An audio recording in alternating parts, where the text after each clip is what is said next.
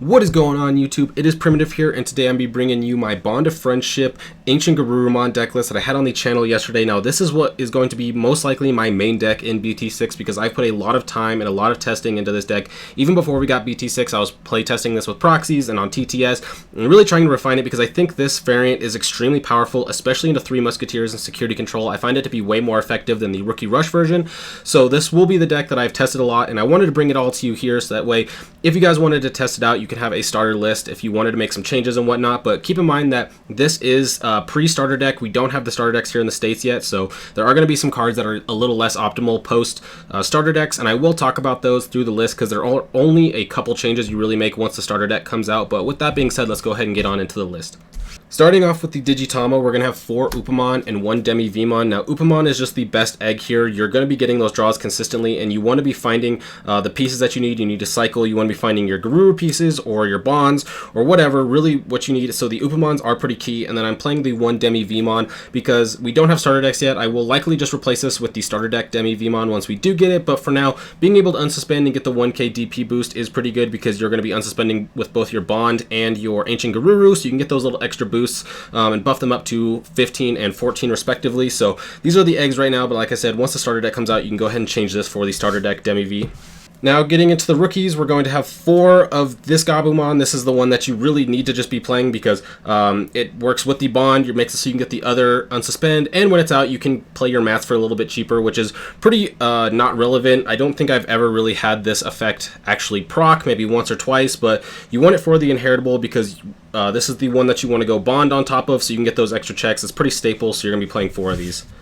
Next, we're going to have 4 Draw Gabu. This one is also pretty staple. It's a consistency card. It makes it so you can draw, and it's also a Gabumon, so you want to be playing the best Gabumons. This is probably the second best Gabumon next to this one in the list just because it does have draw. It's kind of a side card that you can just play this on its own and it'll still be good even if you don't go into Bond. So you want to be playing the 4 of the Draw Gabu here.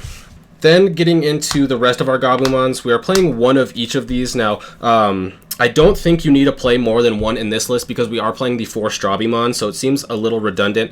And then these 2 are kind of filler for until we get the starter deck Gabumon, and once we get those, I would just replace these 2 with 2 of the starter deck Gabumons. But this Gabumon is fine in the list because it does search for Ancient Garuru, which can be pretty helpful, but it doesn't hit anything else in the list, so there's going to be a lot of times where you just reveal the top 3 and put them to the bottom, but there are a lot of times where you need to find your Ancient Garuru to go on top of your Lobos, so I found this to be pretty consistent. And then I just have this Gabumon as the last filler Gabumon because I found playing 2 of these to be too inconsistent and too many times where you would just whiff it, so we are playing 1 of these. The inheritable is okay. It doesn't come in often, doesn't come into play very often, but it does help with the Upamon draws sometimes, so this is going to finish off our Gabumons here, but like I said, I would continue just to play 1 of these because you do have the Strawbies, so it's a little redundant, and then you can just replace these once the starter deck comes out.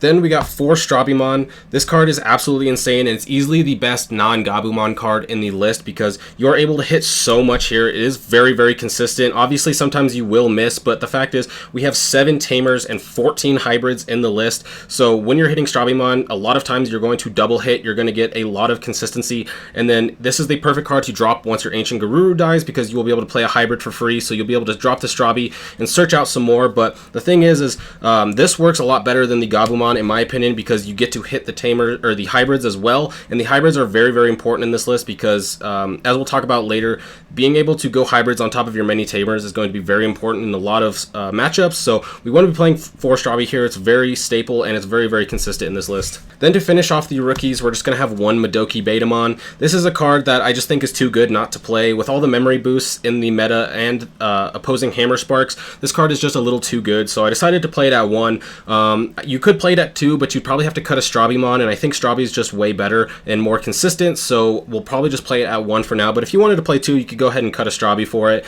It is a really good card. It does stop the memory boost, but until we get starter decks and we have those extra memory boosts, you probably only need to play this at 1.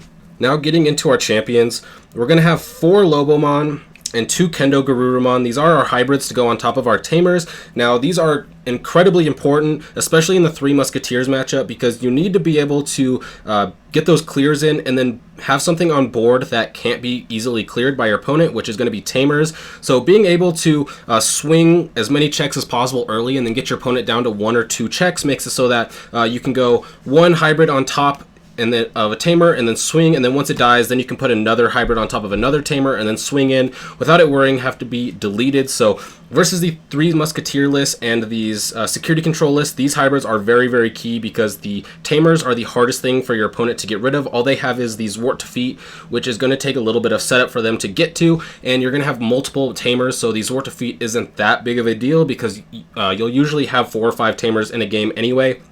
So we're playing the 4 Lobomon because it's cheaper, and then the 2 Kendo for more consistency of the hybrids. The when attacking is also very powerful, so this is a card that you can just Digivolve on top of a Gabumon or a Strabi. If you don't have a bond going into it, you can just play this and start bouncing back rookies. It's really good in the Rookie Rush matchup, and it's also very good versus the Jessmon matchup because you'll be able to attack security and bounce the Sistermon back to hand and make it so they don't have blocker anymore. So this card has been very, very useful, and playing it 4 and 2 just for consistency of getting your hybrids on top of your tamers. Next, we're going to have 3 Promolobo. We are playing 3 AncientGarurumon, so I decided to go 3 Promolobo. There's not really room to play the 4th, so you can't really go 4-3, so I just decided to go 3-3. It doesn't really matter because the consistency of finding cards in this list between Strawberryman and Davis is so high that you don't really need to run 4 for consistency. You just run 3 and 3, so that way you have as many Lobos as you do Ancients. But with that being said, it is an AncientGarurumon build, so the Promolobo is absolutely key.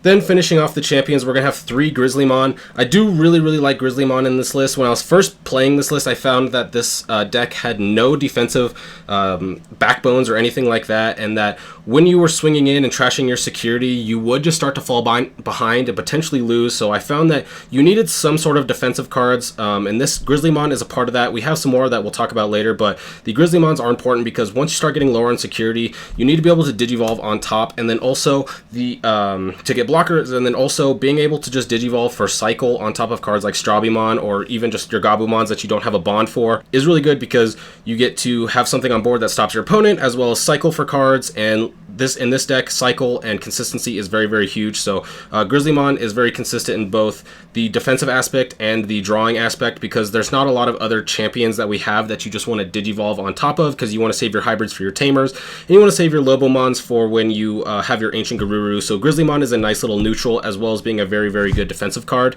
Then we got the 4 Bond of Friendship. There's not much to say here. This is what the deck is revolved around. So you want to be playing 4 for absolute highest consistency, and because you most likely want to be playing more than one of these in a lot of matchups, including like security control and 3 Musketeers, you'll be playing 2, maybe even 3 of these in a game. So having 4 is going to be the ultimate consistency, and it's just the main card of the deck, so you're going to be playing 4.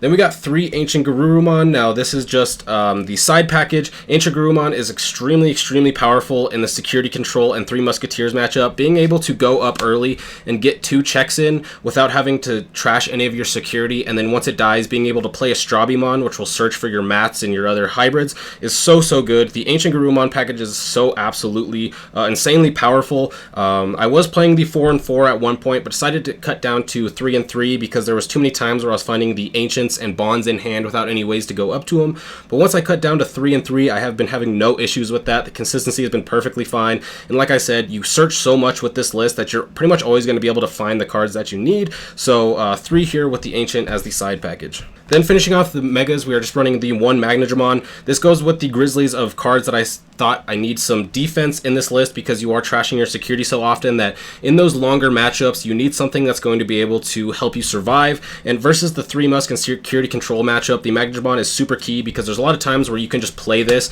put your opponent at 5 or 6, and it's not really that big of a deal because they're going to play a giant card and end their turn anyway.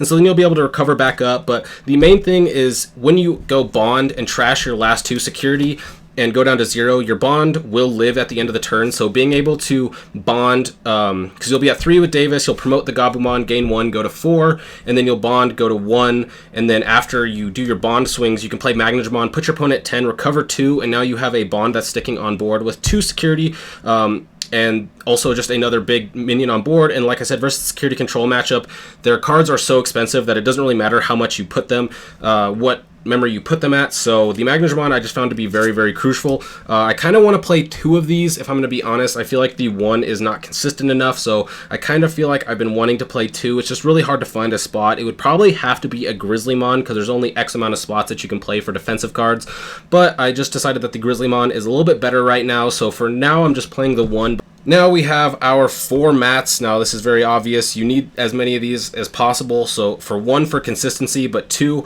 if you have 2 or 3s out and promote a Gabumon, you gain so much memory and draw so many cards. That mat is just so insane. Again, another card that makes this deck so insanely consistent is the mat because of the draw, and then you want to be having these out as much as possible so you can either hit them off of your gabu or strawberry, play it, and then make it so that you have it out early, because a lot of times you want to turn 1 you want to be able to digivolve a Gabumon in raising and then play a mat, so that next turn you can go in, gain the memory, draw the card, go into bond, and start getting things going. So 4 is just for more consistency. Then we have the 3 Davis. Davis is insane. It is our memory tamer. You're pretty much going to be playing Davis in a lot of decks that are blue, at least in the next few metas. So playing the 3 Davis, and again, this makes us have 7 tamers, so the hybrids are always active. There are many times where I will put a hybrid on top of a tamer for 2 or 3 times in one turn because I just have so much memory. I have so many tamers, and yeah, Davis, again, is just a consistency card. This lets you search out your bonds, your ancients, your lobos, or gabus, whatever you need. And so